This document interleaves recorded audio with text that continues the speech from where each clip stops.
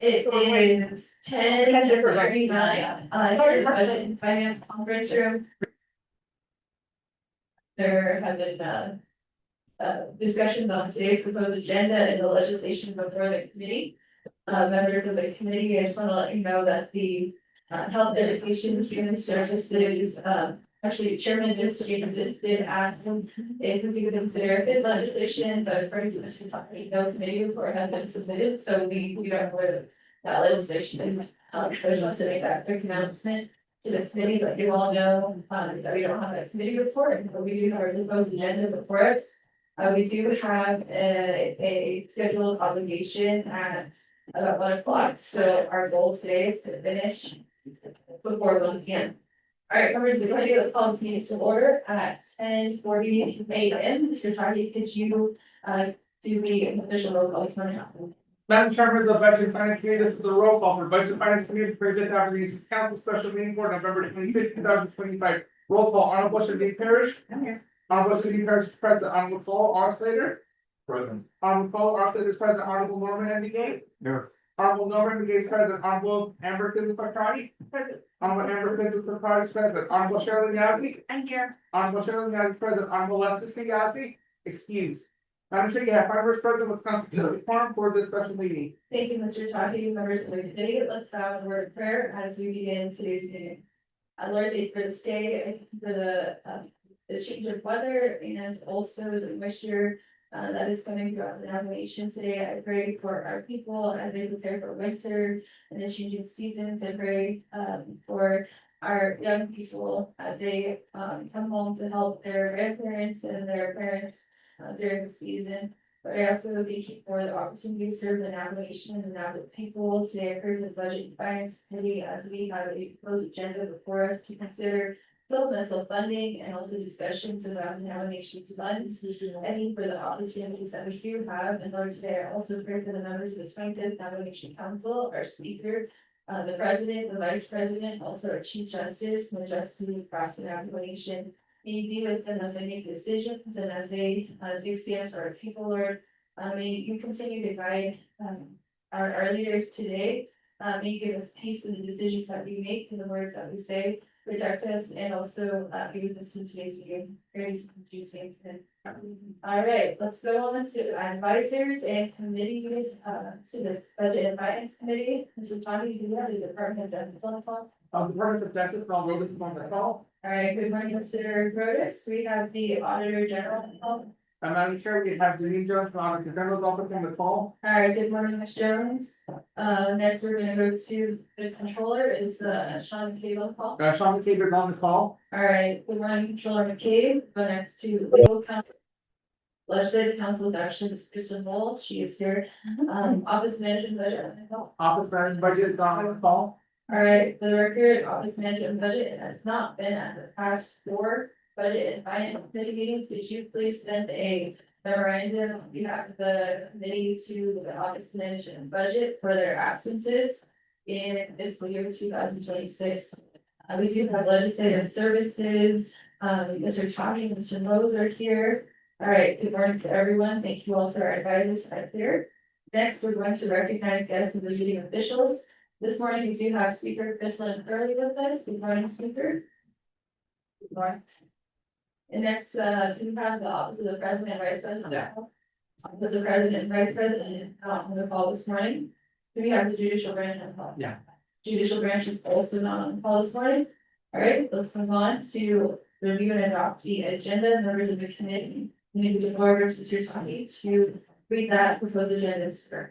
Madam Chairman of the Budget and Finance Committee, the proposed agenda reads as follows. Budget and Finance Committee, the 25th Navigation Council Special Meeting, November 25th, 2025, 10 a.m. Presiding Honorable Shady Parish Chairperson, Honorable Paul R. Slater, Vice Chairperson, location Budget and Finance Committee Conference Room. 1 call meeting to order, roll call invocation. 2 recognizing guests and visiting officials. 3 review and adopt the agenda. 4 review and adopt the journal, November 12th, 2025 special meeting. 5 receiving report. A report for Division of General Services Fleet Management on the fiscal year 2025 fourth quarter rate deficit on the impacted programs. 6 old business, none, 7 new business, A legislation number 0261-25, an act relating to budget finance, adopted committees and nomination council approving $7,833,373 from the unreserved undesignated fund balance in UFB for the legislative and executive branch to fund their operations for fiscal year 2026, waiving 12 NC sections 822, sections 820F, sections 820J, sections 820L. A close the meeting announcements and adjournment. Madam Chairman of the Budget Finance Committee, that is the proposed agenda read into the record. Thank you, Mr. Tony, for reading the agenda or proposed agenda into the record. Mr. Tony, do you have any recommendations?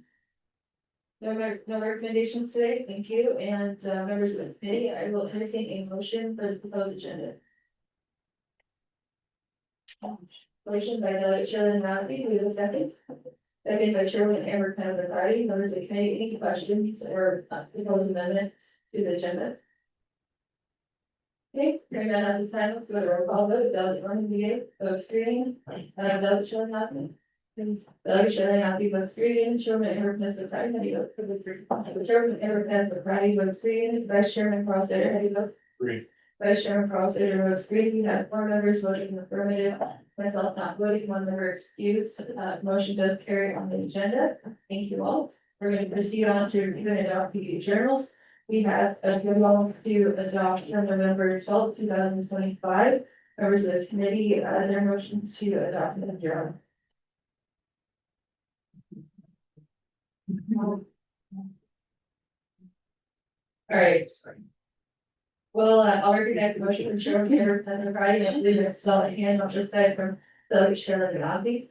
So, that's motion and second on the journals. Do we have any questions to the journals?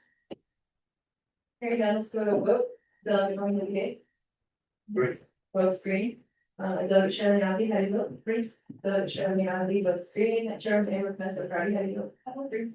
Chairman Amber Penn Friday votes green. Vice Chairman, how do you vote?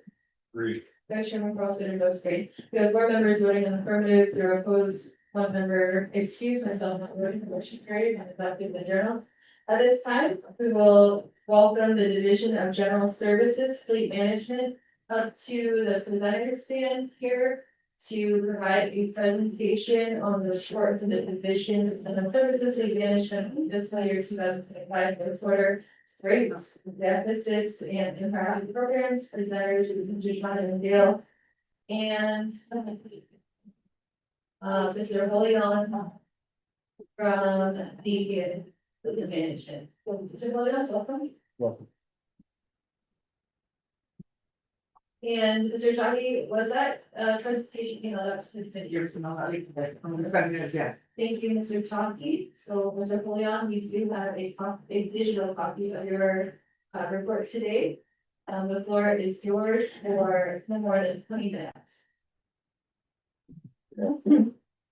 Thank you, Madam Chair. This is in regards to the deficit and, sorry. Again, this is regarding to the deficit and impact on the programs. As my report stated, I was kind of summarize off the report that was given to y'all. The discrepancy happened when, well, to begin with, criminal investigation. They noticed that the funds weren't being expended, and this was around about October and September. They noticed that they still had a high balance in their other code accounts for vehicles, and upon further research, we found that the accounts were being expended to different programs, and that generated this list. This is a list that was generated stating that their accounts were being forwarded to these programs. So what we've done on the fleet management side, we went back and confirmed. So let me double check the reports, make sure the committee has a copy of the criminal investigators report. Mr. Taki, I believe in my initial email, I attached that document. So if you could forward that committee, another bottom. Okay. Just wanted to make sure the committee was added up. Okay. What's yours, Mr. Leon? So once that came to light, we started researching our person that oversees the mileage and the vehicle user rates. She started looking into the accounts and in our access program. Our access program is a program that's just for the user rates accounting and the mileage accounting of all the vehicles throughout the mountain. And this document shows that she did detect the discrepancy in her access. This is the access document from our program software. In addition to that, we went even further and went on FMIS and located the columns in FMIS. And as you look a little bit closer, I'm sorry, I didn't attach this to the report itself. It's based on vehicle numbers. And that coincides with the access. So what had happened in the month of October, 2024, we had a glitch in the program.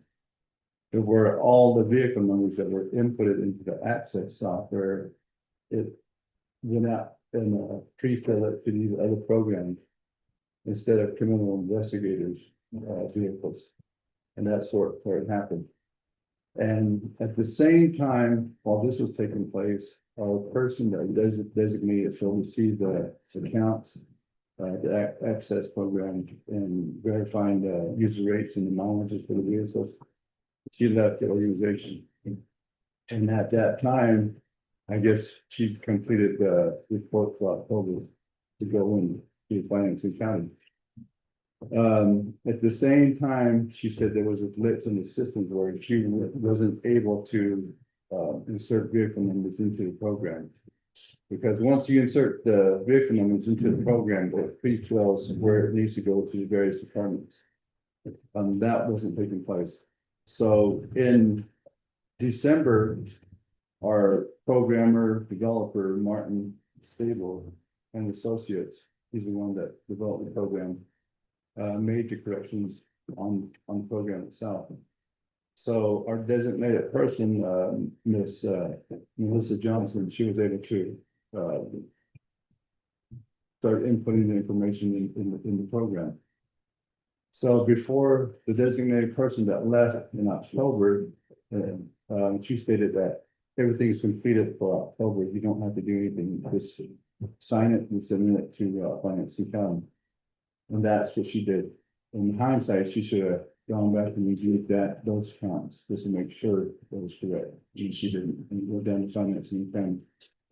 So she started overseeing the accounts in January. So note that we were behind several months already, not posting these expenses to the various departments and programs. So once she took over the accounts, she thought everything was, well, there was trial and error that she's been working with Finance and Accounting, and all those were corrected. But it wasn't until later in the fiscal year that CI criminal investigators noticed that the accounts were not being debited from the vehicle accounts. So that's where this list came in. And like I said, we verified it through FMIS and the access program itself. So to make things correct with the criminal investigative department, we had to reimburse all the accounts for the vehicles and vehicle mileage user rates, and then rebuild them again. So that just to straighten out their account. So this kind of shows that this took place to JVs that have in green right here. So once that happened, this was done right probably a few weeks before the fiscal year ended. So it was a timeline that was running against to make sure that all their accounts were expended by the fiscal year ended, and that took place with the JVs.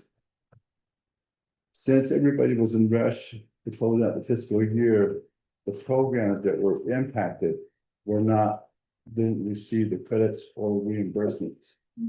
So this didn't take place until this fiscal year. So all of the programs that are listed on this list right here were notified. And they were asked if they wanted credits or if they want reimbursement. All of them except Earth and Dam wanted everybody wanted credits, but Earth and Dam wanted reimbursement. So that was executed. I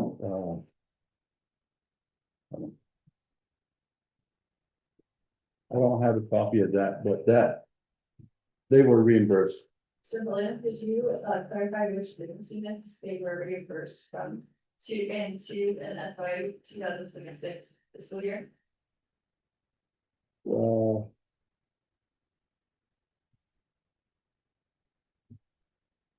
Earth and Dam was C 01883.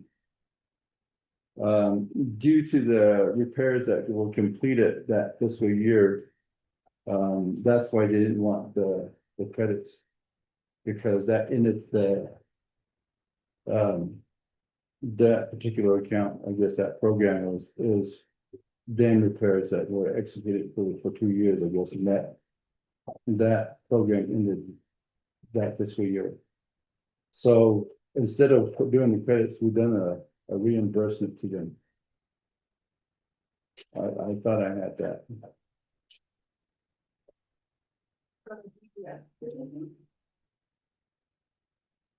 No, complete. Or from our account.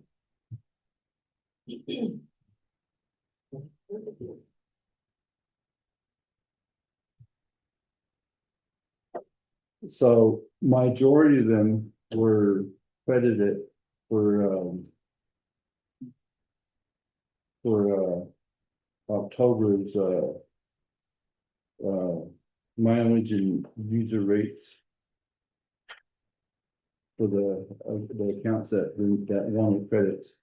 And so this was done internally, so it doesn't, this happened in Access, the credits happened in Access. But we're verified by emailing the respective departments on this list, stating to them that these are the credits that were applied for their vehicle usage and their mileages and stuff like that. So this kind of gives you a glimpse of what took place. It was done email. So this would never hit FMIS because it's internally from Access from our program. So this kind of shows. Oh, okay.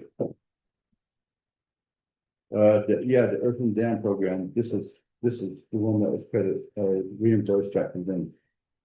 The only department that wanted reimbursement for their credits. So this is full time. So that took place and it completed everything out. All of this that was owed to the reimbursements that were owed to the departments and programs were completed this month. So, and then the other problem was the mileages rate discrepancy with CI vehicles. This happened with the Access program as well. CI vehicles are considered police vehicles and they have a different user rate and mileage rating. Their rates are 44 cents per mile. But in the Access program, they calculated it as a Tahoe being a regular Tahoe. And it made that accounted as a 48% per mile rate. So that was identified and that was reimbursed back to CI. So, but all the glitches that we had in the Access program are now corrected with our Martin Siegel, the developer of the program itself. So to date, all of these discrepancies should be completed. If we couldn't pull it out on the FMIS software, it's still posted yet. And I don't know if because the new financial cloud software Arctic is causing the delays or not, but we're constantly checking on that too as well. So I will share that information in my report. Thank Mr. Holding on for your report to the budget and finance committee on updates. From the management regarding the FY 2025 discrepancies in the fleet rates. It is important to this committee that the fleet management and the division of general services follows the budget instruction manual. At no time in FY 2025 did the budget instruction manual get amended, so I think that's concerning to not only this committee, but also to all programs, because when they see these discrepancies, they just have enough money to cover their fleet over the year, so a lot of them are surprised to see that it was taken out of FY 26 budget, so those are offer those comments there, and I'll go back to the committee to see if they will offer a motion to accept the report today. Motion by Vice Chair Carl Slater. We have a second.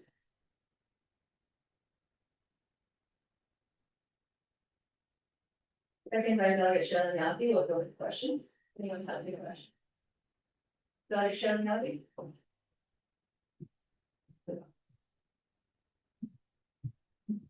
Good morning and thank you for your report and I wanted to know how the programmers for the access, can you provide a software error log, a programmer's report? I want to know if there was a full diagnostic run for all departments, can that be done from this programmer? That would be my first question, and I think just comment would be just, it seems like there's a repeat pattern with that, you know, where you're cross ARPA, you know, and other systems that, you know, people are gonna be blaming glitches or miscommunication and turnover. We need to figure out, you know, what our standard operating procedures are, so that when people are coming in, who's actually following that SOP, and so I don't know if, I also want to know if the fleet management has updated their SOP to prevent with single up employee dependencies. Thank you. Thank you, Delegate Shelley Matthew. Members of the committee, does anyone have any questions before we go back to Mr. Hilliard? Hearing none, we'll go back to Mr. Hilliard. Thank you, Madam Chair. In response to the vehicle rates, we've used throughout the entire FY 25 stayed the same, it doesn't change. The only thing that I was leading to was the mileage rates. There's different class codes in the vehicles. There's a class code for police and a class code just for regular SUVs and larger SUVs and Tahoes. So the access program was picking up the regular class code, which would be a class code 15, and the police class code is 11. So it was picking up 15 and charging them at 48 cents per mileage rate. So we caught that and it was changed back to the 44% mileage rate. So that reimbursement was given to the CI. Regarding the Honorable Yaz's questions on the air logging program report, yes, we can probably work with the software developer, Martin Sager, to give us a report on that.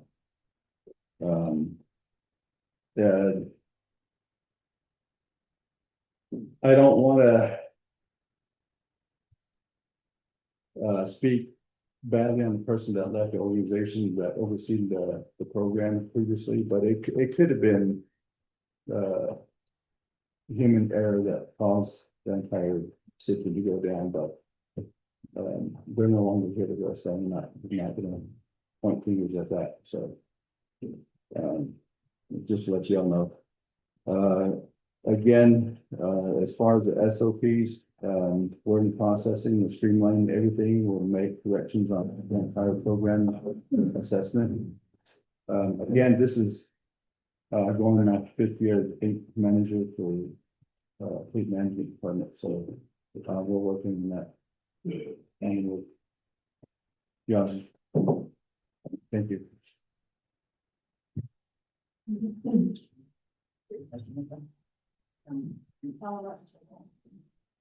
Thank you, Mr. Hilliard. We'll go back to Delegate Shelley Matthew. Okay, thank you for that. Do you know when you would be able to complete the SOP?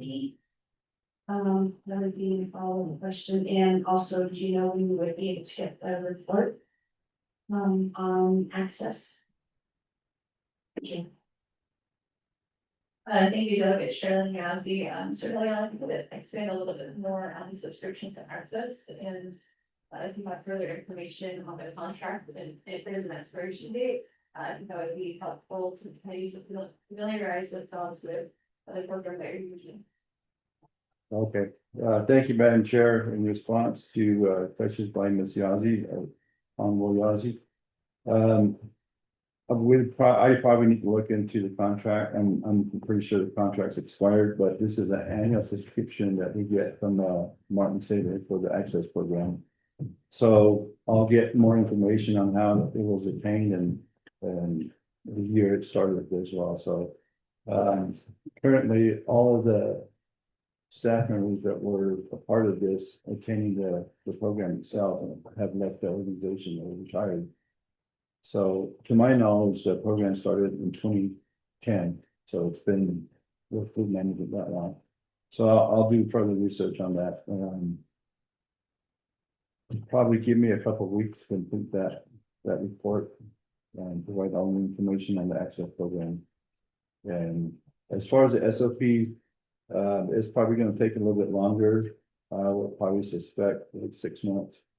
Reason being because of the changes in the Arctic and the financial software. We're moving from FMIS to Arctic, so I'm not too sure what's entailed with the Arctic program financial software. So it's dependent upon that before we make actual changes to the SOP.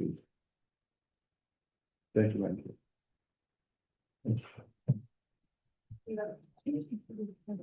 Thank you, Mr. Liliana, the delegation. right, thank you for that. I also wanted to know in your report, of all the programs that you have these errors, affected any of the federal grant funded departments? I'm not sure if CIA would be one of those federal grants. And then, I want to know why were credits only issued to some of the programs instead of reimbursements? I know you said that CIA meant the reimbursements, but I want to know why credits for the other one and how were the credits calculated? And I'm wondering if any of the programs are suffering any operational impacts due to delayed corrections, which is some of the additional questions that I have for you. Thank you. Okay, thanks.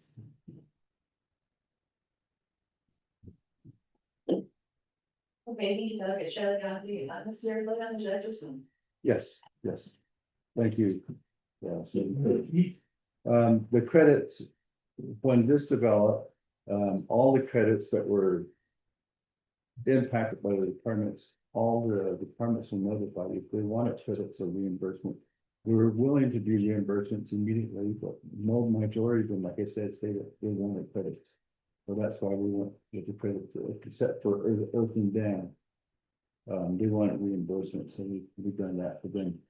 As far as federal contract, I think the only one that was on the contract side was probably a K account, was for Deltec, Title III transportation.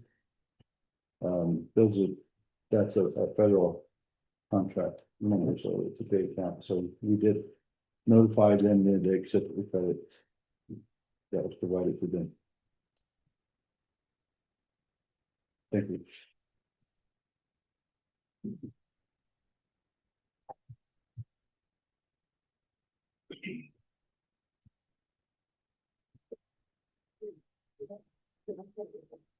Here.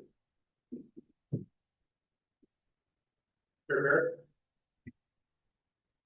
I have some questions, so it's being formal. Make sure it's there. Mr. William, on the other business units charged for the NPCI vehicles.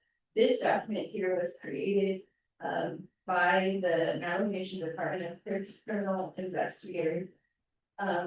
But I don't see, I looked at your presentation and it doesn't look like the fleet management is taking accountability. Today, your report doesn't encompass a spreadsheet of the deficits or the mix-ups or where the changes are. My expectation was that there would be a spreadsheet showing the business units, showing the program, and then showing which quarter each of the programs were impacted and how many vehicles were impacted by rate changes to access. If this was a human error, but at the same time, you're also saying that access is the one that didn't catch the vehicle type.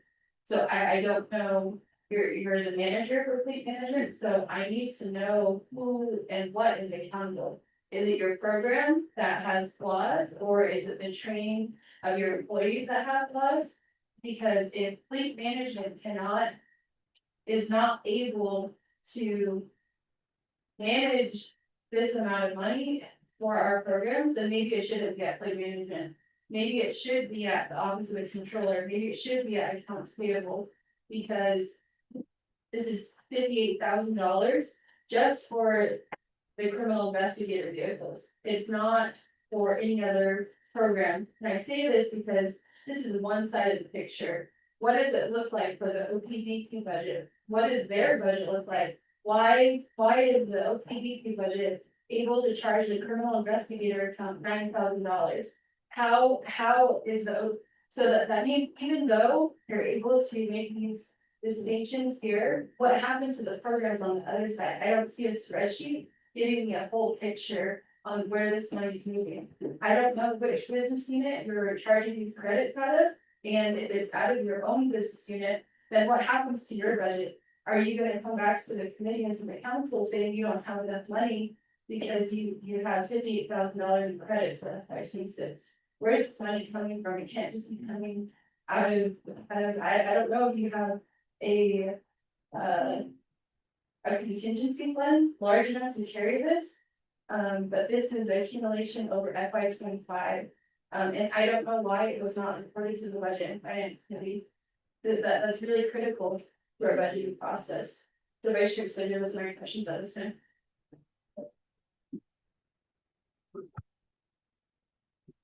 For your response, we get our staff to make copies or the scan of the documents that you brought. Which is apparently that. Who wants to volunteer? Very welcome to do it in software. We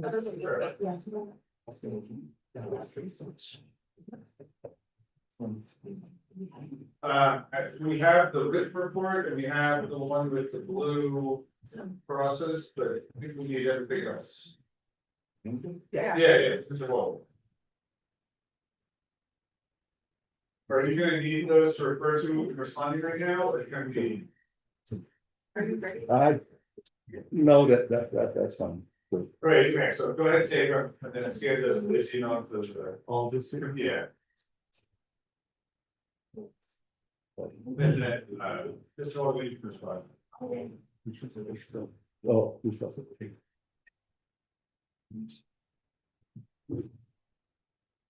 In response to Honorable Chair Harris's question, regarding the spreadsheet, I'm sorry, there's so many things that needed to get done.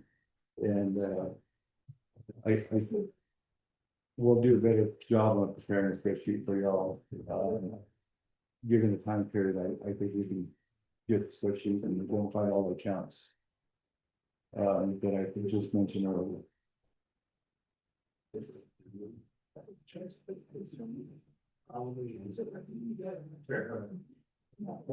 Thank you, Vice Chair Slater. I have another question, but I just want to note for the record that the document labeled nomination Division of Public Safety Department of Criminal Investigation. That date on the document is September 23rd, 2025. I sent an email to Mr. Sean and Dale on a few weeks later on October 7th, 2025, and Mr. Dale has deferred this particular report to the committee once or twice, twice.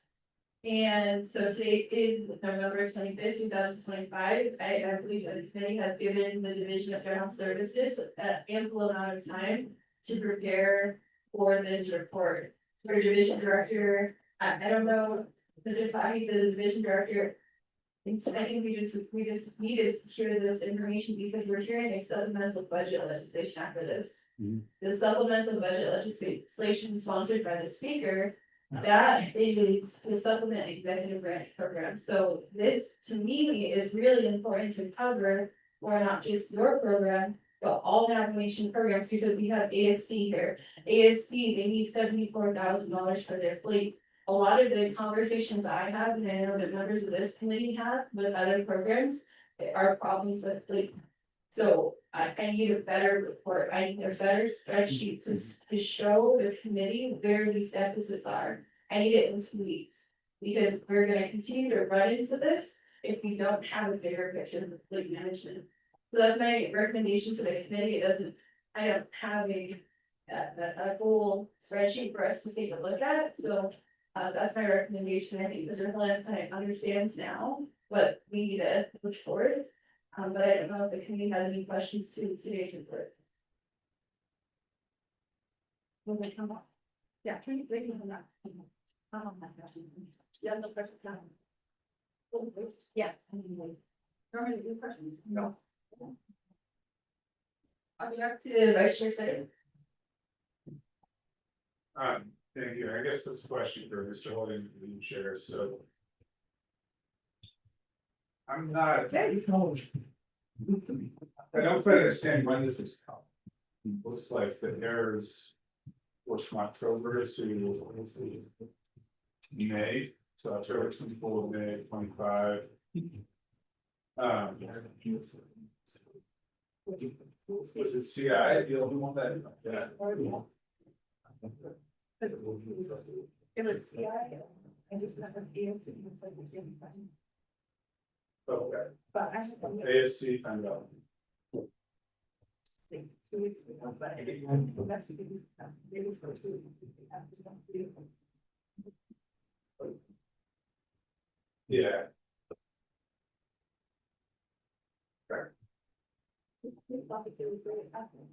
yeah, I mean, I'm reviewing the numbers. And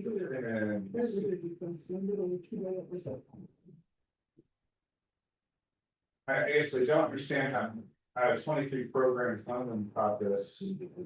It's not a huge amount of money for someone. But yeah, police department admin says 18,000, UDP a little over 10,000.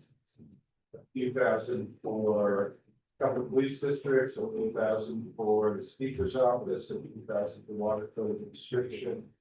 And it goes down to, much lower amounts, about $500. In probation services. OCC safety, how that in. Hazardous substance funds. So. I think, Chair, it's not just the individual program here, but. The budget monitoring that's supposed to take place from the. And I don't know right off the top of my head, I need to see that, I need to read all the other documents in before, but this is just this is messy. I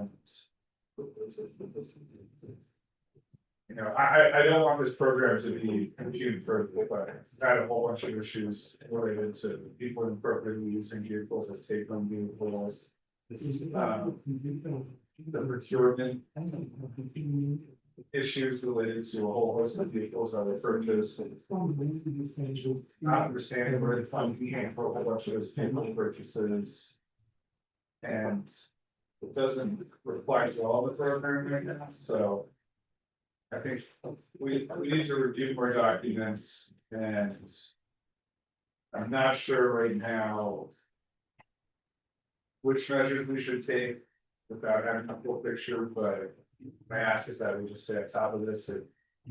We probably need to ask the auditor general to review some of these, because this is very specialized and the questions that was asking related to the logs and money that's put into there. That's, I think, really, that's got read it through, but I mean. There's a very, cynical explanation.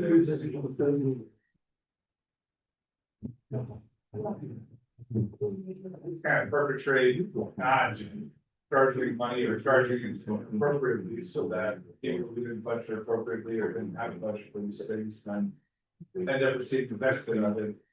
And without an answer as to where the you, and how you're able to drive the debits and the credits and all of that. There isn't a clear province of where that money came from. It was total lack of confidence there, so. Thank you for providing information you have thus far, and it's, well, I guess there's like two more things to this, but. When you have those issues related to staff leaving, really need to be strong that there's something to follow up with that. And that's, you have your position as a supervisor, plus stops with you, so you think. That's where you have to step in the future, and if you or other staff can get cross trained on figuring those things out, then that's what we. That's what we need, and that's what people, so, thank you, Chair.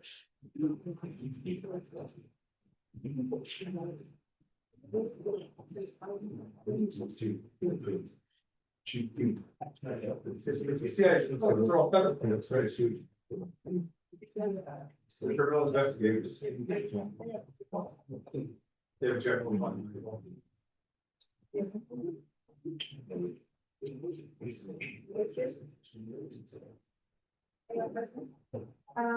just want to recommend that they. Go back to delegate Shelley Alfie. I also recommend that they get that, program log. Look with the errors as well, by the 2 weeks. Okay. Thank you. Thank you, Delegate Shelley Alfie. Hearing from the committee, Mr. Tahi, could you follow up on this with Mr. Foley on the Division of General Services Fleet Management? In 2 weeks, to see where we are, and hopefully, Mr. Foley, you have a written report or updated documents by them to email over to Mr. Tahi. And the committee, for the trying to never miss a part. Thanks for the report. I just wanted to identify, so you're an executive program. Can you let me know who? So we know your division director is confirmed. And have you had any support from the office of the president or vice president regarding this issue? So that we could make sure that there's a plan from the executive where there won't be a mismanagement of funds in the future, right? Like monitoring and what does that system look like? And when you say access, are you talking about the Microsoft Access program? And is that licensed through Navigation or is that a program choice? I think that would also be helpful, and if you're planning to get on the ERP, thank you, Chair. Yeah, thank you, Judge, Sharon, and Request by Friday. I'm going to go back to Mr. Foley on each of the discussions. Thank you, Madam Chair. In regards to the Honorable Project's question, in regards to OPVP, there's no assistance from them as far as the knowledge of mismanagement of funds. As you can see on the list, they were part of the discrepancy as well. So they opted out for credits and for the reimbursement fee as well, just let y'all know.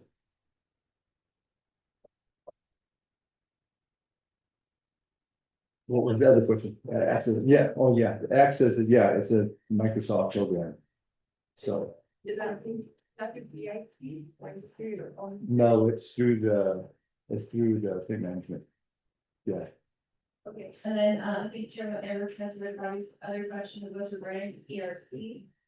The ERP system is a larger financial system for the navigation. Has your program been engaged in those discussions, or if you have interest in that? this is the first I'm hearing from that program, so I'm no knowledge. Anything to get a better system in place, yeah, that would be perfect. Just like I said, this program was in place when I came aboard, going on my 5th year. There is other programs out there, I know that work a whole lot better, that's something that we probably need to look into.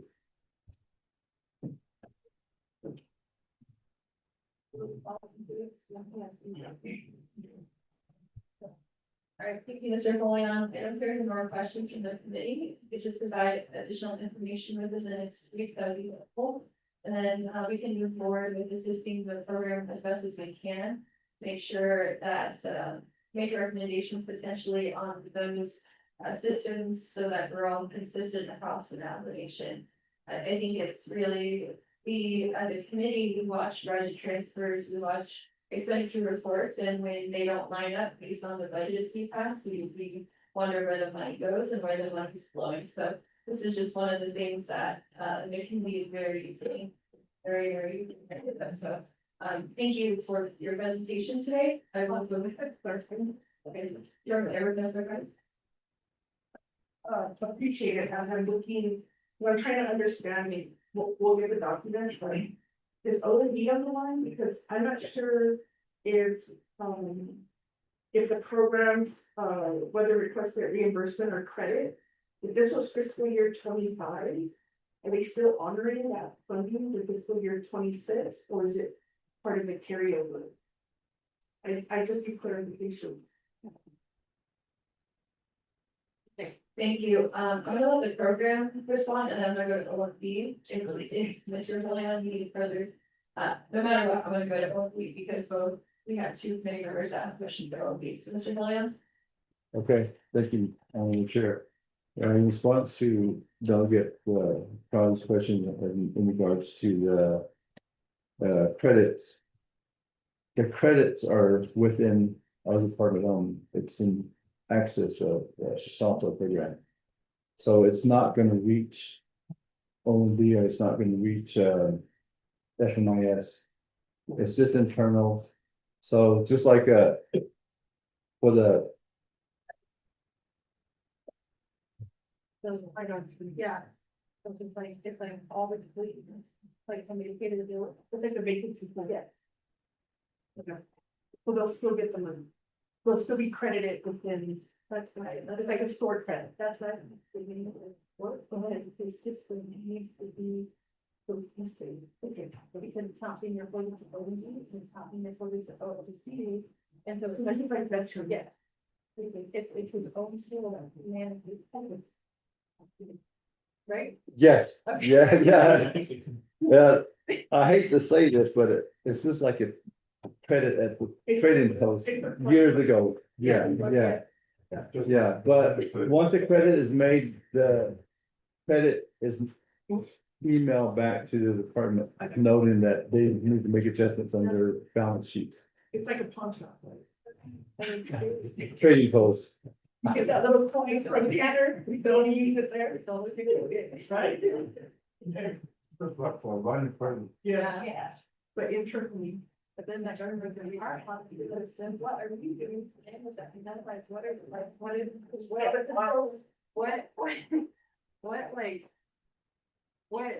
does it call when financial mechanism that creates like that checks and balances. Like we're all fun, yeah, OC and OMP, they have each other, but then we, as himself, that's it. Until it's charged and then it goes to OC, then they see it at the fee. Is that when you say it might be the person who left? Well, we'll talk about that. Yeah, I don't wanna, Refer to what only. yeah. Thank you. Okay, members of the committee, we have further clarification. Does anyone else have any questions? But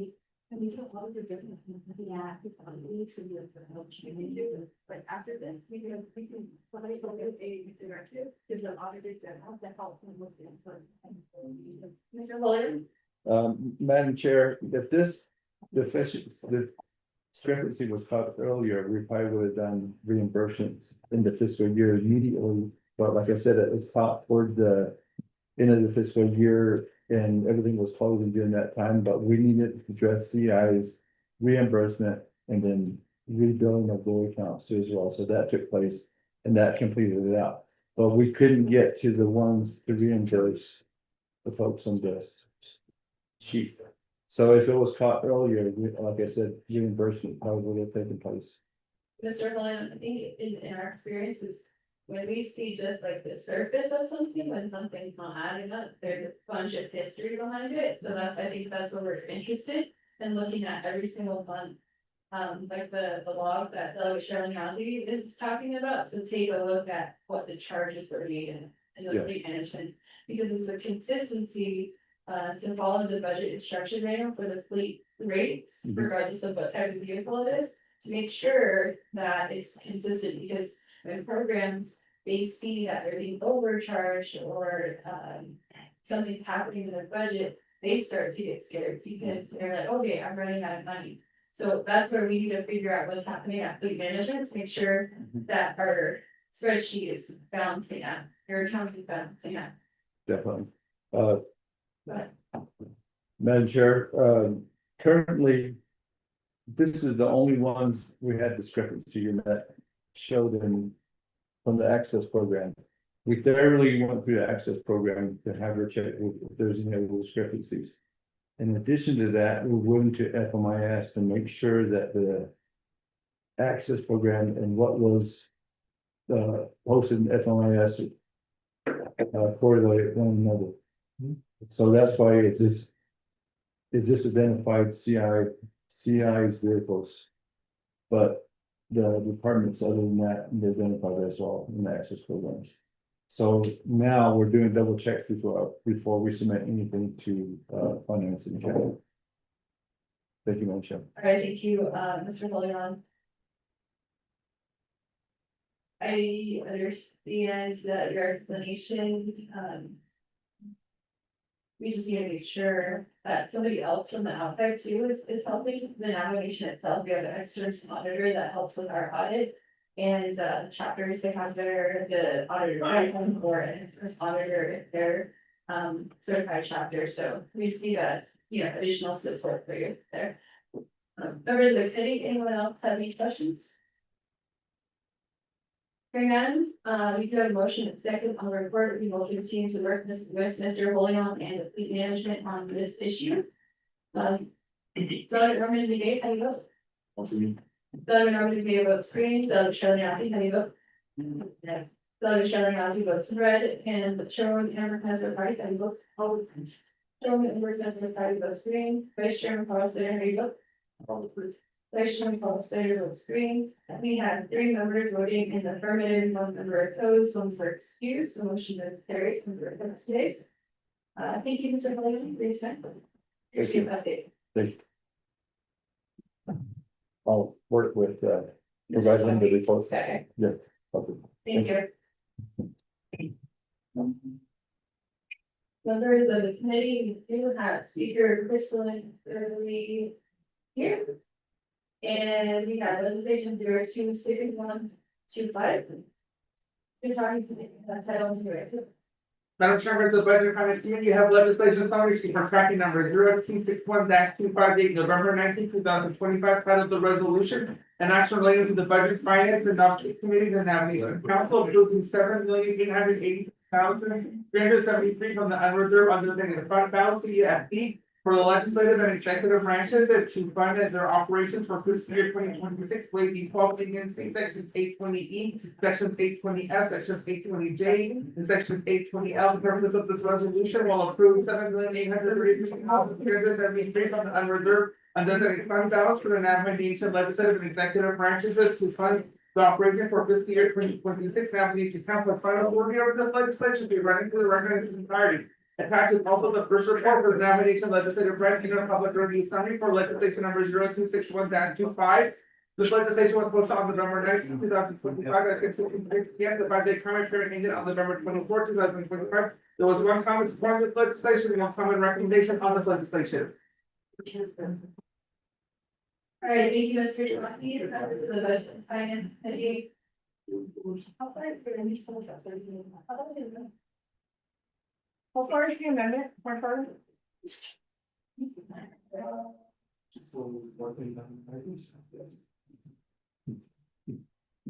Yeah. Let's see how much we can do.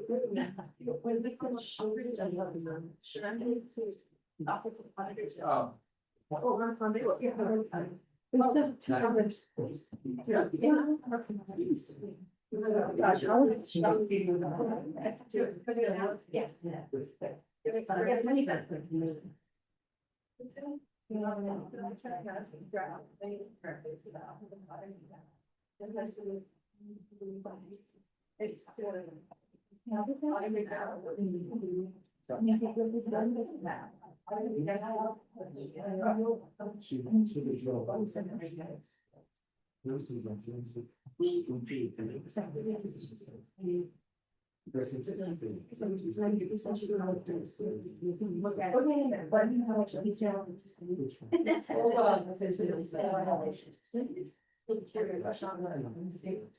Okay, I think it's gonna need time to look at this. So we'll give the speakers. And then we'll get to the impact of the legislation. Kristen's gonna have to look at that. I thought it was in this one. I don't know how much detail. Should it be a part of this or should it be a part of just a direct? It's a standalone document, so Yeah. just go ahead. We'll do it after. Yeah. Okay. We'll get speaker. Time to. Okay. All right, thank you, Mr. Taki, for reading the title into the record. I'm gonna recognize the motion from Vice Chairman Carl Slater on legislation CC 125. Do we have a second to the motion today? Second by Chairman Nicholas McCarty. Under the committee, will be the floor over to speakers for her 20-minute presentation. Before we do that, I want to recognize the two council delegates here. So welcome, Vice Chairwoman Jermaine Simonson, also here. Good morning. And Miss Dara Blackwater is also here from Office of President Vice President. And we have our usuals here, all of them in fact, everyone. All right, move forward to the speaker for like 20 minutes. So yes, I thank you, Budget and Finance Committee Chairwoman. I go to the Vice Chairperson. I go to the honorable version of the committee. Sheriff, Chairwoman Crowley, and also Delegate Sharon Rossi earlier, Delegate Norman Begay. So honor for those staff and activity. We give that he not supposed to part of any care and integration. So she sent commission. Go ahead, a position, on the situation, those on a position. But about assumption, about a slot with partners and the air the nationality, the partner should be a telenable there's the facilitation that she's there's the Muslim and the back and a shop with the conduction should be by the not Sabella Habit Ahi 0261-25 AA so Habisha a couple chairwoman Parish the National Villa with the media with no Beso the Mississippi it's the cheap one it's I get there's a able to pay it's got the non spot the A was non so the profit the G project based the sana object it has anje a has time the meat so a being half the job the meat or in the is finished there so a couple so me go a not just the car although we a job the Michigan a navigation council a shot to be so Budget and Finance Committee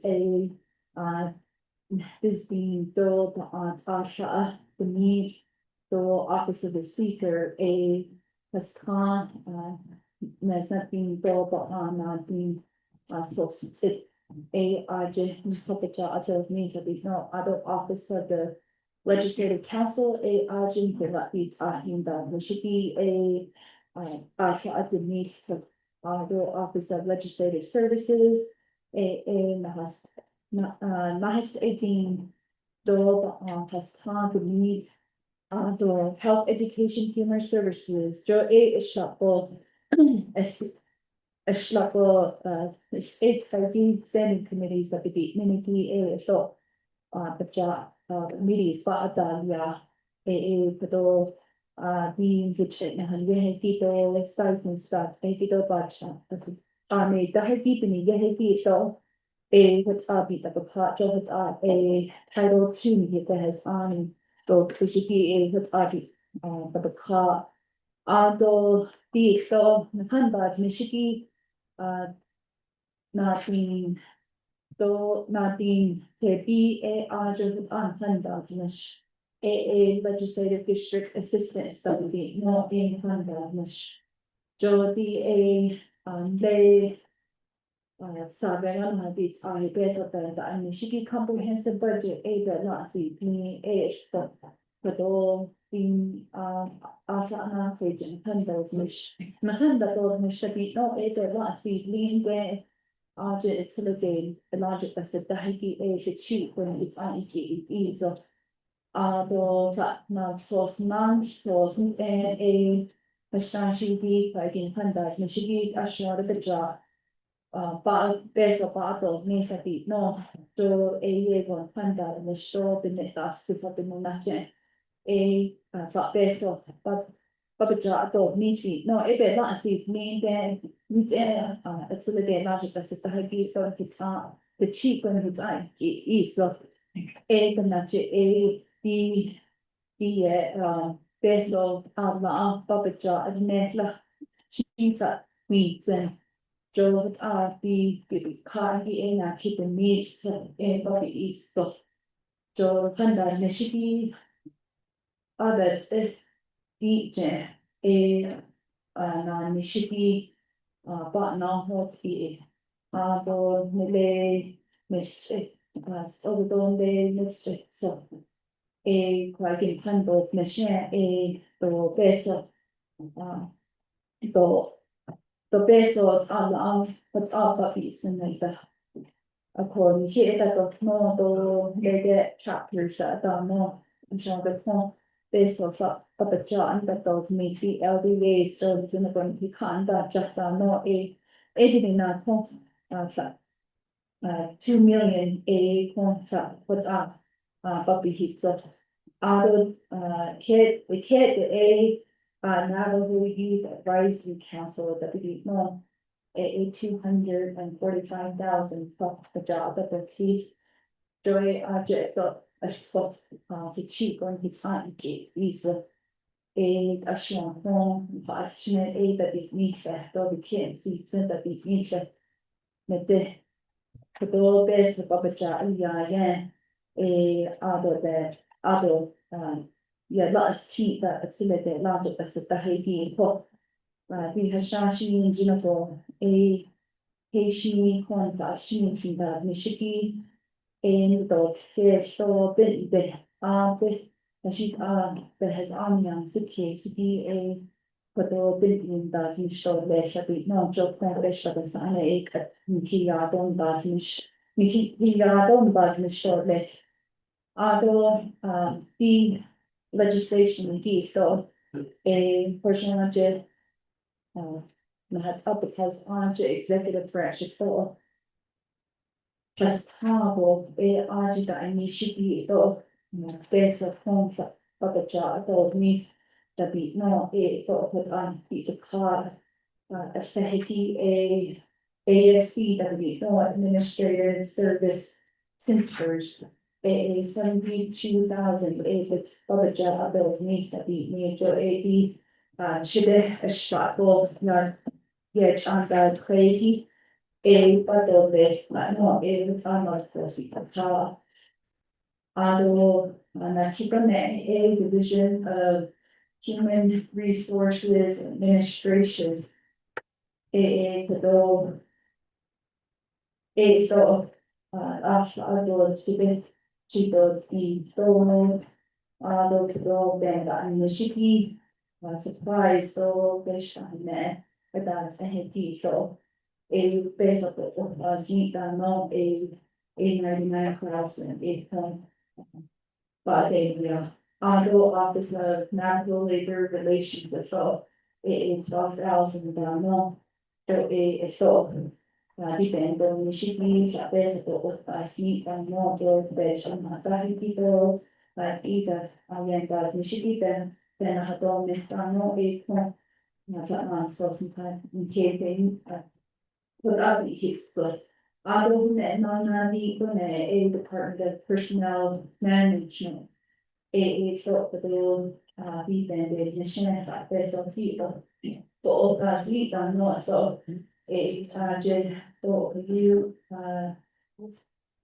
projects that they machine budget action of for those that there's some public job that so it have been changed no but you so say då slapo was kind of water resources. Technical and construction, because obviously seen it, the water resource operation and maintenance. I just thought, that on the shaft, though, there's a plan, but also the thought that no, I just, which I don't, that should be the, should be, any, don't I aim here.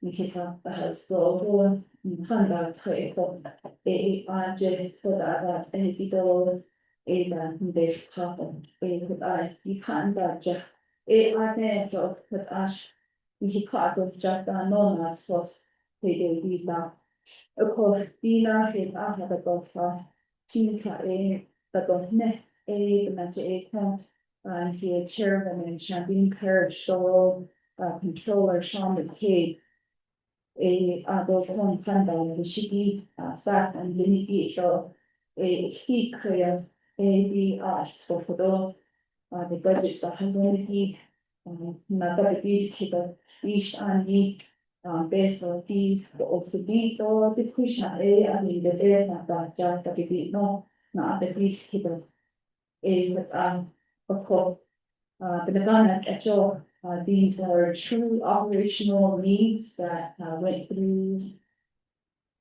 We had internal meetings, some chair pairs had taken to facilitate meeting of the executive branch programs budgets.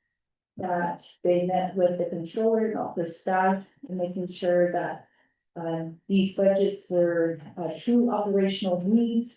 And they align with the historical spending patterns and some of the techniques that we have used to come up with the budget. Realistically, expenditures, so all of the budgets you see here.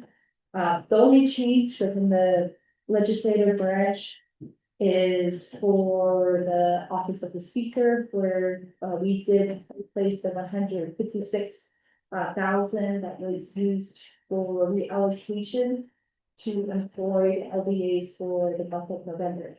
Their employment is coming up again, their last payroll cycle is November 30th. However, they will still see a paycheck the first weeks of November. However, there will be another potential risk for layoffs again for our legislative district assistants. So that is all compiled in here. But I stand for questions again. Thank you, committee members, for having me to explain the budget for today. Yeah.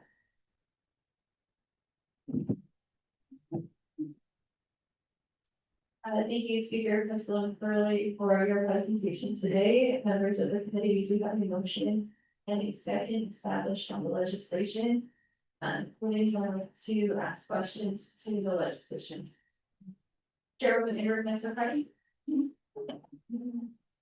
Appreciate it. I just wanted to get an update on the request for the Office of the Public Defender. So the Public Defender committee members have been trying to get OMB to provide some guidance on during the budget hearing. There was a directive by the committee to have the program move vacancies to operations. It doesn't look like that occurred with the budget forms. So I wanted to ask the OMB official who's on the line, that's Mr. Vial, to give some insight in terms of the challenge with the public defender as they are continuing to try to move their vacant position to meet the needs of their operation. I would need clarification from OMB so that we understand where the challenge is and if there needs to be a legislative fix or an amendment. Chair, thank you. Yeah, thank you, Chairman Anderson, for Friday. I am going to spend some time over to the Office of Management and Budget to respond to the question. I don't know who is joining us from OMB, could you please identify yourself?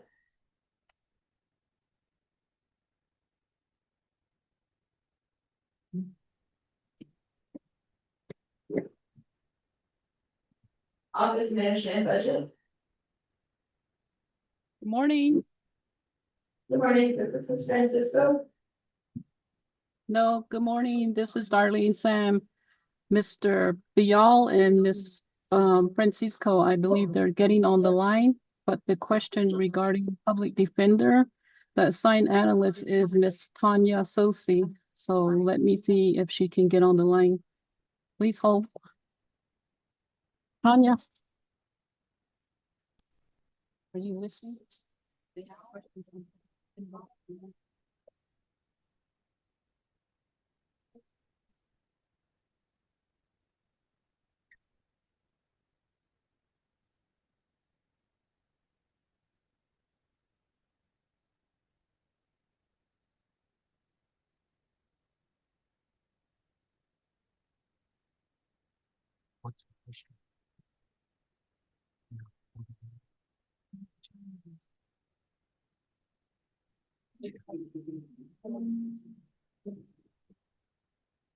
Get on my phone.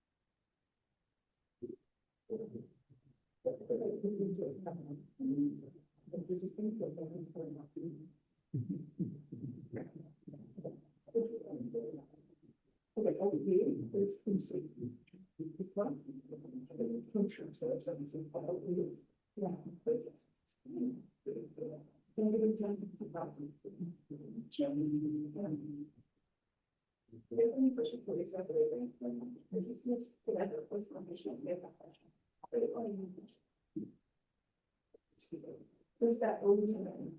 Yeah. That's what we need open.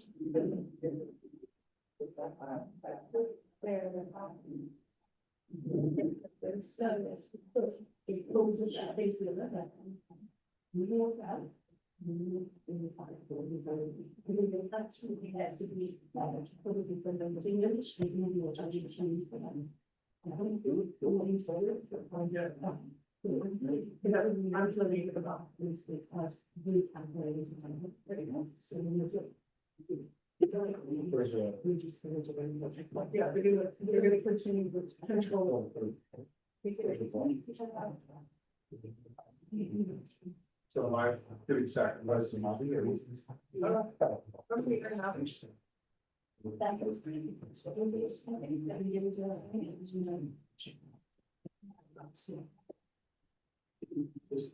Delegate Curtis, you need to just walked in, we're waiting for the Office of Management and Budget, so we're going to recess for about 5 minutes.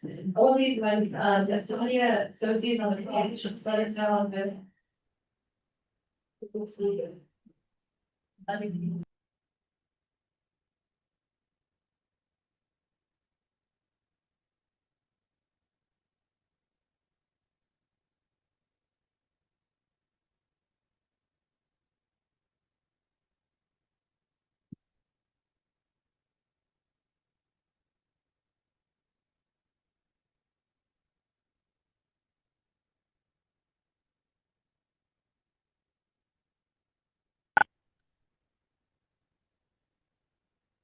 Can you hear me?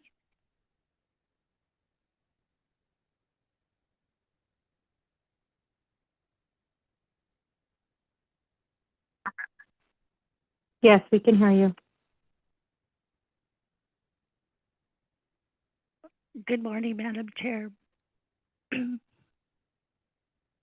members of the Budget and Finance Committee, this is Tanya Sosi. They're on recess. Budget. They're on recess. Oh, okay. Because let it go.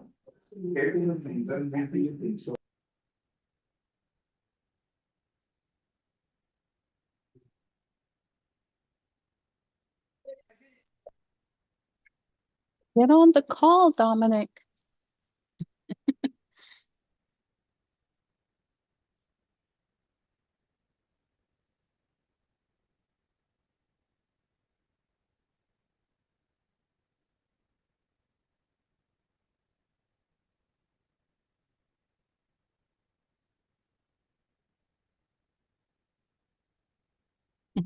So they're on recess till when?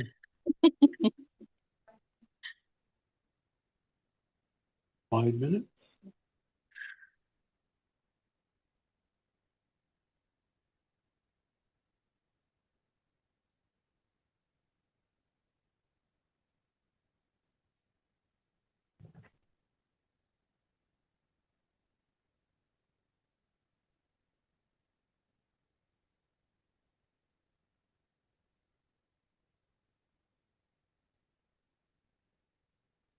It just says brief moment.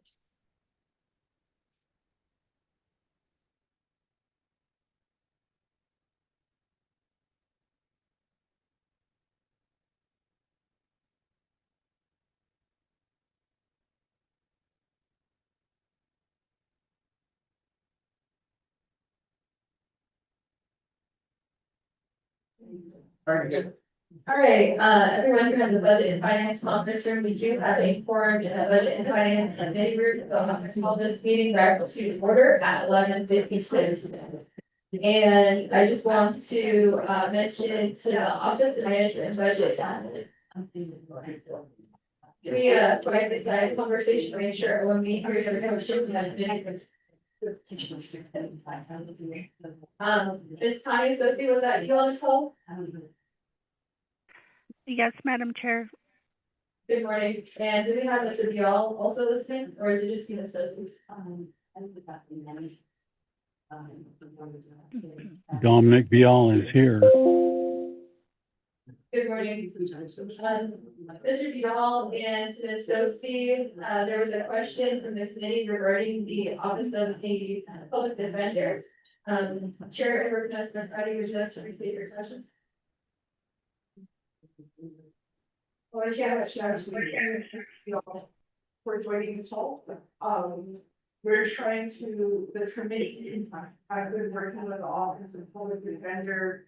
For at least the last 2 months, to understand, how. In the budget process, according to the budget and finance, resolution, it gives state grants to move their vacant positions into operating. But looking at the budget forms were entered in to fiscal year 26 by ONE, those vacant positions are still under personnel. And so my question is, help me understand that process. So the committee needs the direction to update the budget forms. And what could be a legislative fix to move those vacant positions. They're operating to support our unmet need. That was my question. Thank you. Yeah, thank you, Chairman Organizer Friday. I will go back to Mr. Vial and Ms. Sosi to advise the committee.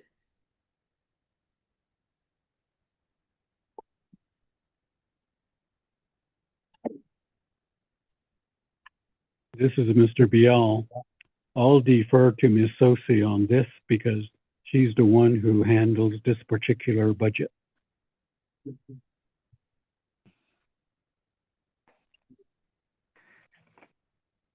Thank you, Madam Chair, members of the Budget and Finance Committee. This is Tanya Sosi, Senior Budget Analyst with Office of Management and Budget.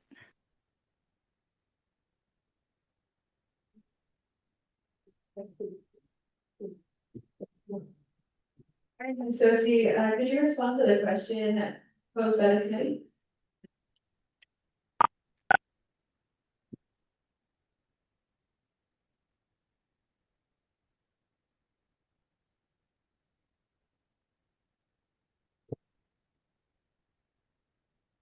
Ms. Tanya Sophie, did you get that question?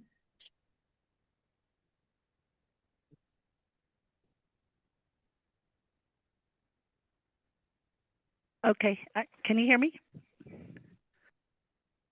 Yes, we can hear you. Thank you, Madam Chair and members of the Budget and Finance Committee. This is Tanya Sosi, Senior Budget Analyst with Office of Management and Budget. Well, Office of Navajo Public Defender did submit a budget revision request, and this was submitted to OMB on November 18th to assist them in how they could use their vacant positions to transfer to their operating costs for the remaining of their FY26 budget. And the amount that they were requesting for was the $287,245. I did my review, and I requested for an updated budget form 3 if there was any changes from October 1st to current. And Ms. Courtney Early did provide an updated budget form 3. And I did my review and requesting for reallocation from personnel savings amount of $287,245 to operating. And the BRR was reviewed at LOD 4.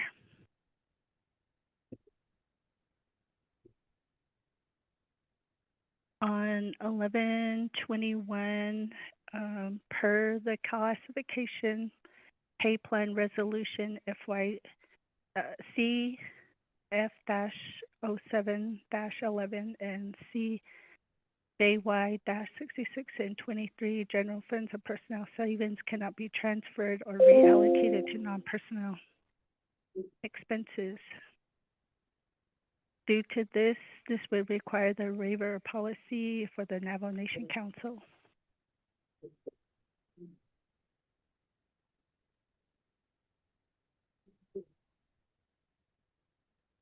But I see that the budget forms were submitted through the requested amendment through Office of the President and Vice President, and those budget forms, some of the information I cannot read on the budget form. Those budget forms that were submitted by Office of the President and Vice President is a different amount according to the BRR that was submitted.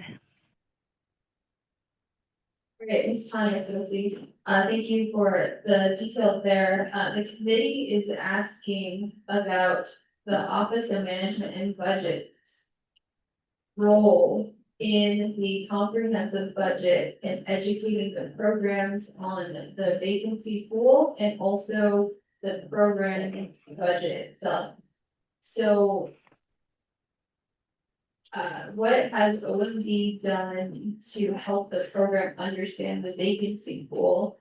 Or because you're the budget officer, Ms. Sosi, to assign to the Office of the Public Defender, how have you taken a further look on the pool and also the money that is budgeted in their personnel object code for their business unit in total, encompassing both vacancies and hired personnel?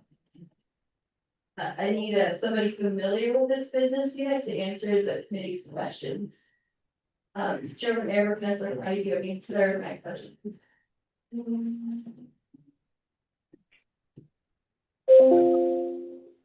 Oh, wait, so let me give you a reference, so all the same things. I'm talking about PF JY 26 25. And this is approving and recommending the fiscal year 2026 budget for the Navigation Office of the Public Defender. So my questions are actually before, the fiscal year 26 started. It's my understanding that there was a directive for all of the vacant positions, their budget forms to be updated to provide their unmet need in operation. So Ms. Sam, if you can give us some insight if that happened with the office of the public defender before the.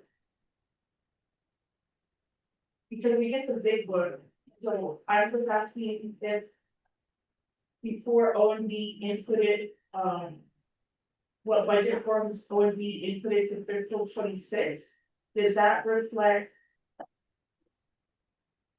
the vacant positions funding being used to operating, is my question. Thank you. I think you, Chairman, ever did the right, we'll go back to this, associate in the Office of Management Budget. Thank you, Madam Chair. Members of the Budget and Finance Committee, the FY 26 budget for Office of Public Defender, the vacant positions were entered into the comprehensive budget. And those vacant positions were at the 1044 hours.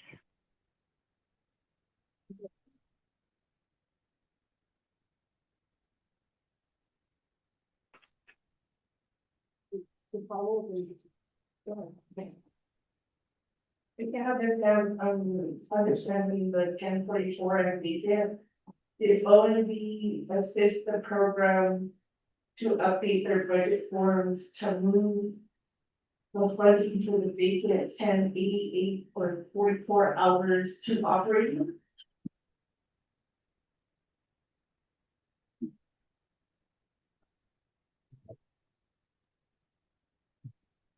Thank you, Madam Chair, members of the Budget and Finance Committee. No.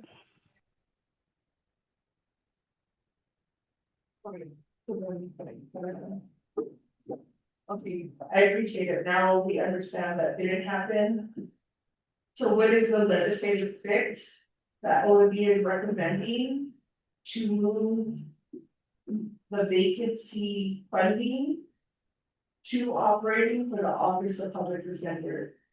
Since it now sounds like we have to do it post.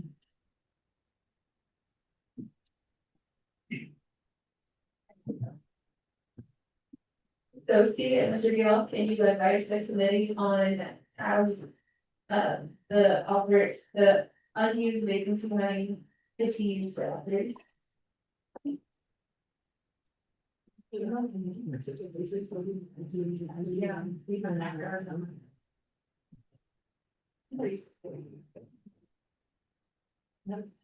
Thank you, Madam Chair, members of the Budget and Finance Committee, to move any personnel savings or vacant positions from personnel.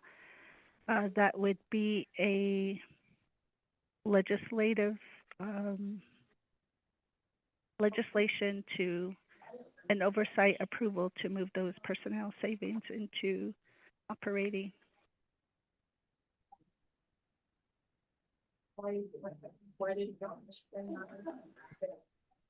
Wires Council.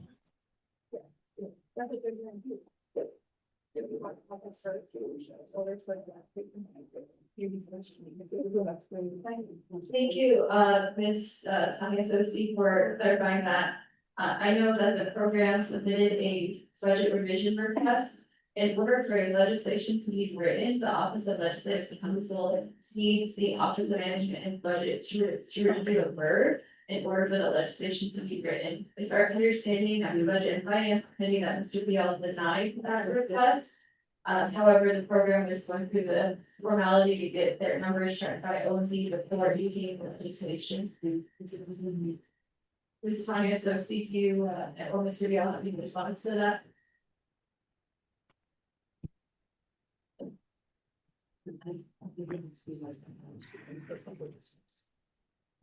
Madam Chair, members of the Budget Finance Committee, can you repeat that? There was an echo. I can't hear the question. Okay, thank you, Ms. Sosi. Again, I think where we're at is that the Budget and Finance Committee is aware that Mr. Vial denied the budget revision request. However, what the program was trying to do was just have OMB check the numbers before it became a legislation. So here at the committee, why we're asking the formality of the steps that needs to be taken for this process in order for the oversight to consider this change through legislation, is we need to make sure that OMB checks the numbers and then it becomes a legislation.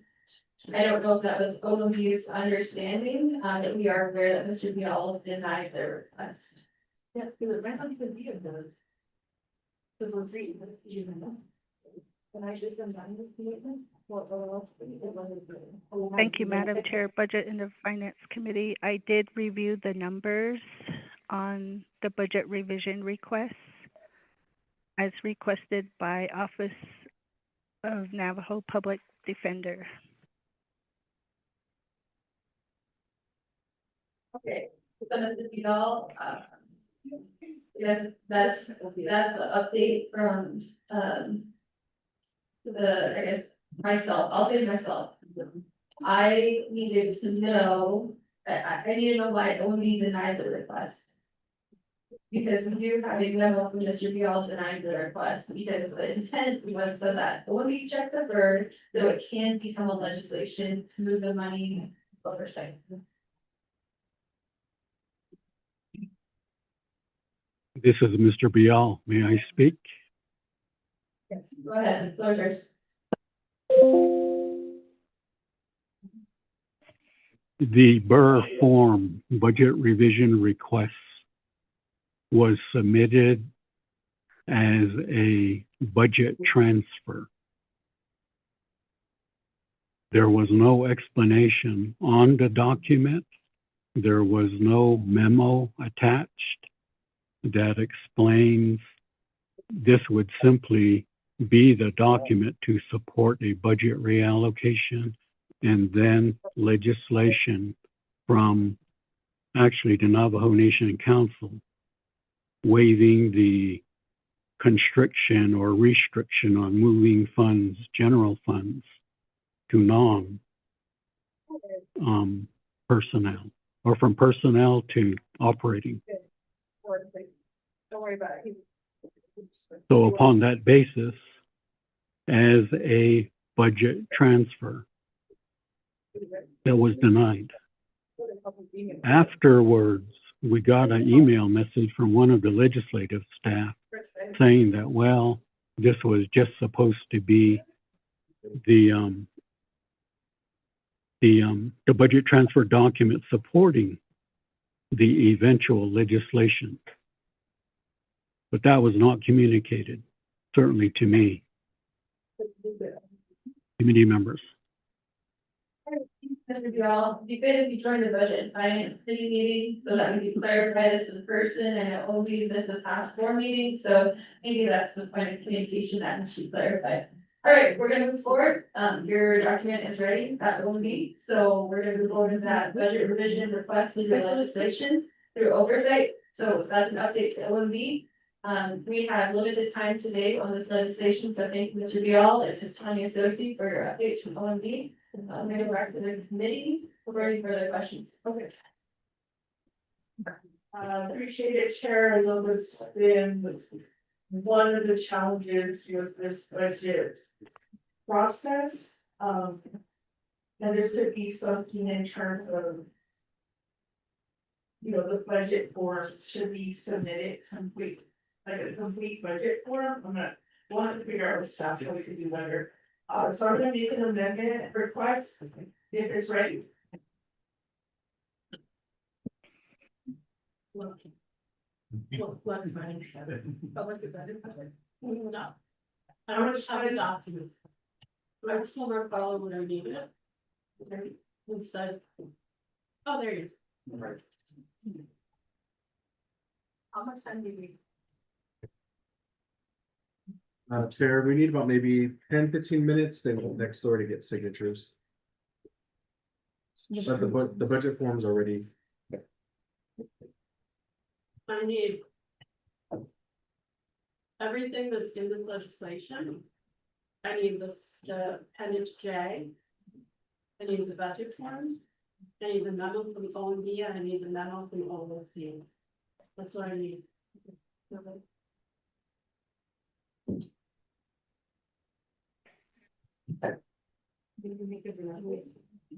Or, you want to say, I don't know how long those.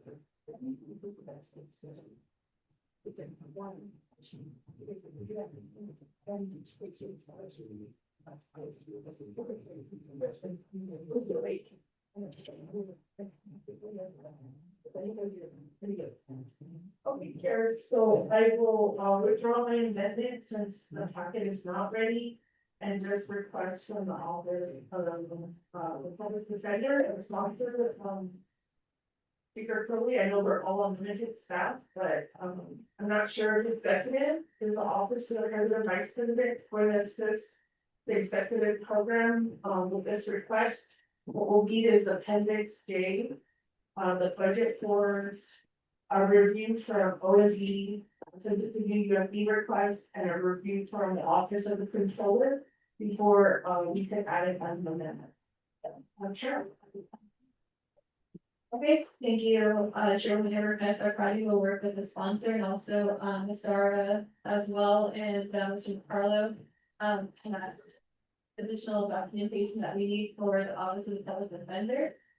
So we'll brief, the staff afterwards, then, Speaker Curley. I know this is a proposed amendment to the legislation, we're not speaking to the legislation yet. Given their, do you wanna speak? Yeah, I'll just add, just to clarify a bit, so, the president sent over a letter to all of the delegates on Saturday morning. That included the budget forms for the public defender. So as, Ms. Sosi said, that's in all of your inboxes. And, that's the request that the president had for the public defender's budget. We're gonna have it, do they have appendix state on it? Well, I can double check on that. I don't know. But I just not said. Oh,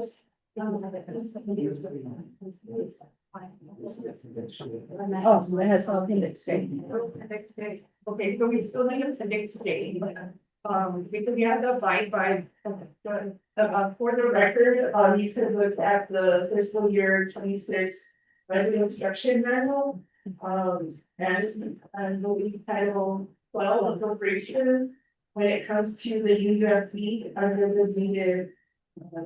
Allocated fund balance, it does require appendix J, and OMB has sent a memo to the committee. There's no Yesterday. OMB, there's no OMB, nothing.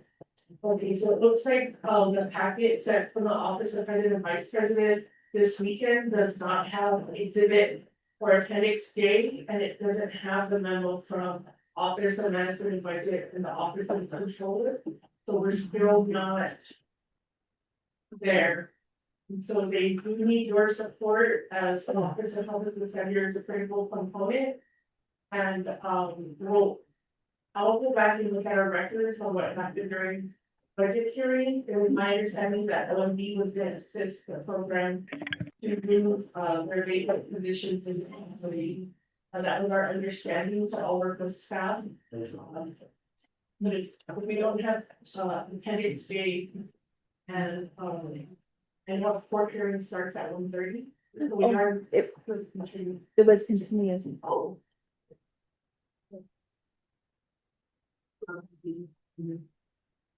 Was your schedule? We shut 4 now. Well, we have now, we can't get at 1:30. So is this legislation gonna be ready to move forward? Because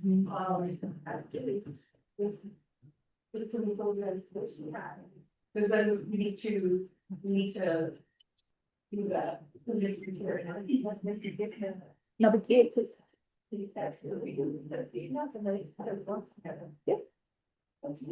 I'm okay with that. Are you gonna be back in an hour? More than, 30 minutes would be, Okay. good. Okay. Recess call it. Well, he's always been started too, right? Yeah. I could be back by 1:05, 10. Okay. Yes, or they can do it like during the recess. They send it to them, but they don't do send us the others. Yeah. So as the committee will assist the executive program, public defender. If you could ask the executive program office of management and budget to review their budget forms.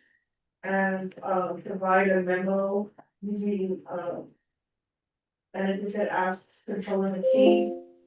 Review the office of the public defenders budget form so that we can comply with the appropriation law.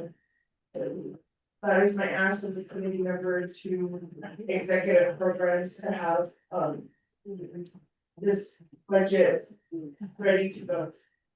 And it looks like if we need a recess, we'll recess for till 1. The chair is the request so that we can get the documents in order. Appreciate it. Yes, thank you, Judge Member Casper, let us reset for 40 minutes. Again, Office of Management Budget and Office of the Controller, please be stand by on the emails, we need your assistance to get those memorandum. Okay, about 1:05 p.m. Thank you. Hey, Chair.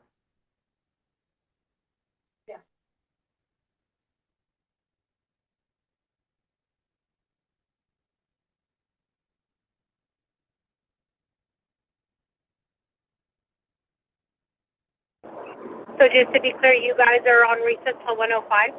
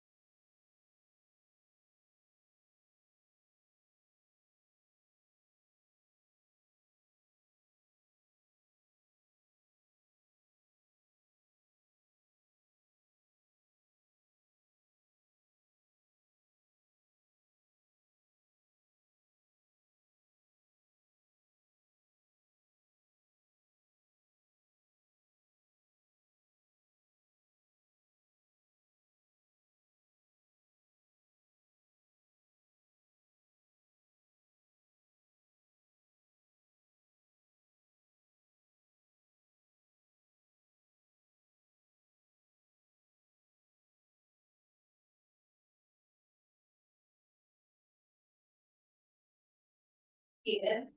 On being record, and we have a forum, we have our sponsor here. Members of the Budget and Finance Committee where we left off is, gentleman, everybody was leading a amendment. Chairman, for the record, kind of you, so leave that in. Okay, appreciate it, thank you, colleagues, I appreciate your patience, I know it took, 2 hours. In recess to get this amendment, but we are committed to office of, the public defender. And so I want to make sure that, through the budget process, the intent of your vacancy is operating, and they've been running for nearly 8 weeks without operation budget.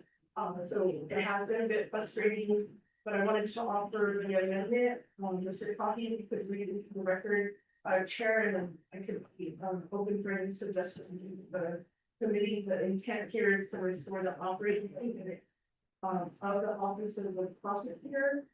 Today, colleagues, we did get an email from the management and budget that they declined, or they did not approve the request for the VER, which is needed to legislate to move funding from personnel to operating.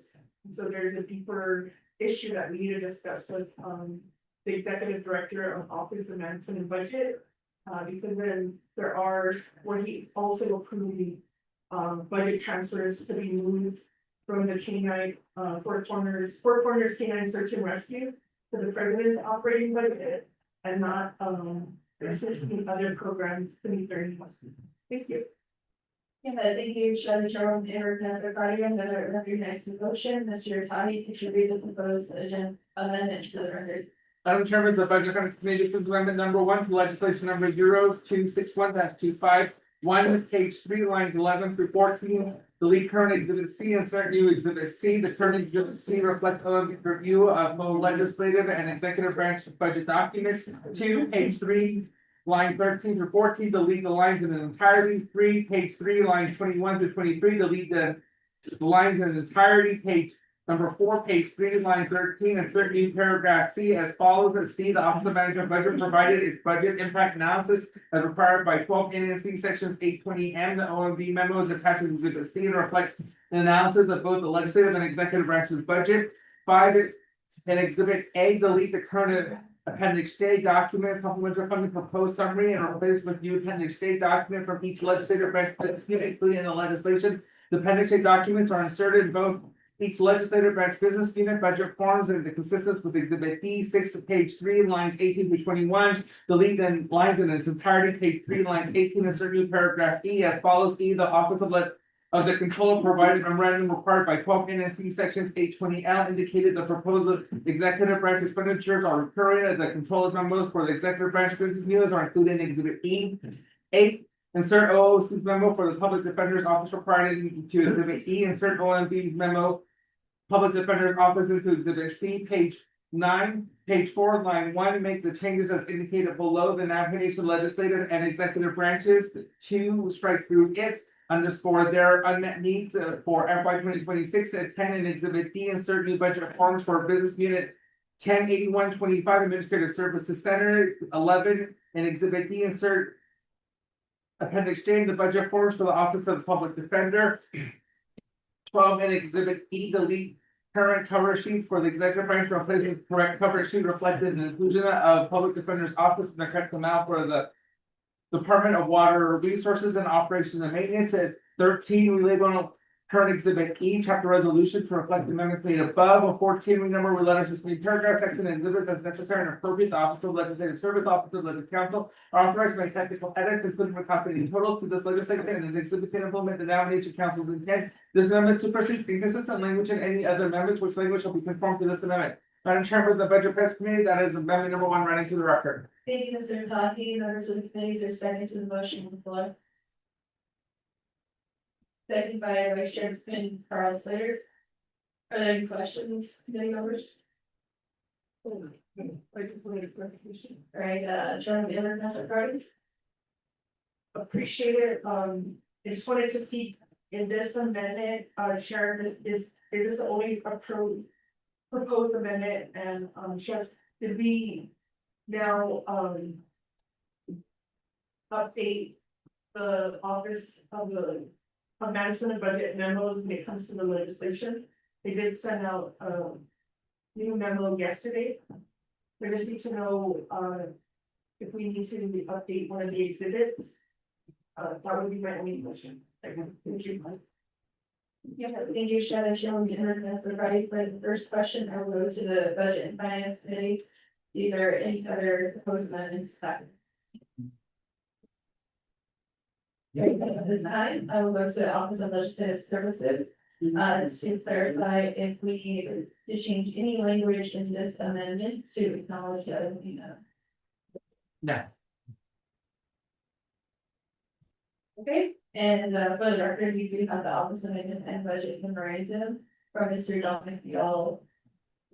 From the date on here is November 25th, 2025, subject to state supplemental funding request from the undesignated unreserved fund. Balance for the amount of $287,345 for the Office of the Navigation Public Defender. That is the memorandum, updated memorandum of the. Jordan? Member of the committee, any further questions? Hearing none at this time, let's go to roll call vote. Delegate Norman DeGay, how do you vote? Delegate Norman DeGay votes green. Delegate Shirley Yasi, how do you vote? Delegate Shirley Yasi votes green. Chairman Amber Vanessa Friday, how do you vote? I vote green. Chairman Amber Vanessa Friday votes green. Vice Chairman Carl Zaire, how do you vote? Green. Vice Chairman Carl Zaire votes green. We have 4 members voting in the affirmative, 1 member excused.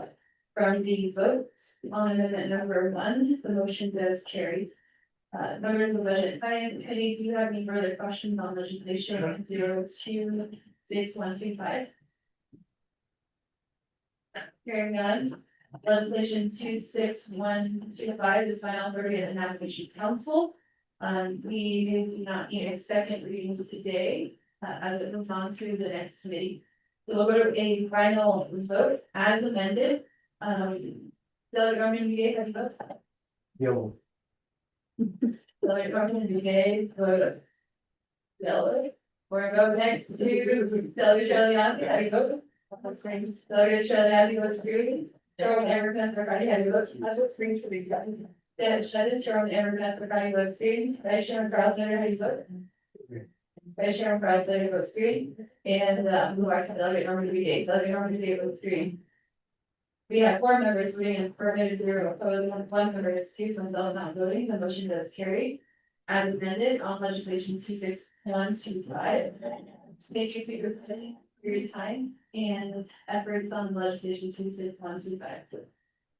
Members of the Budget and Finance Committee, we're on close the meeting announcements and no announcements. We're going straight to the committee now. Let's adjourn today. Committee members, Are we having council tomorrow?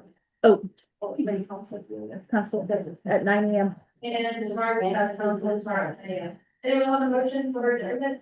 Do we not need to do? Motion by the. Second, three. Second by the, or Vice Chair Ross Later, Vice Chair Ross Later, the three, the, Shelley, the three. We're there. Three. Three, Delegate Norman DeGay, Chairman Amber Vanessa Friday, Chairman Amber Vanessa Friday, 4 members voting affirmative, 0 opposed, myself not voting, 1 member excused, motion carries to adjourn at 2:12. Yeah, thank you.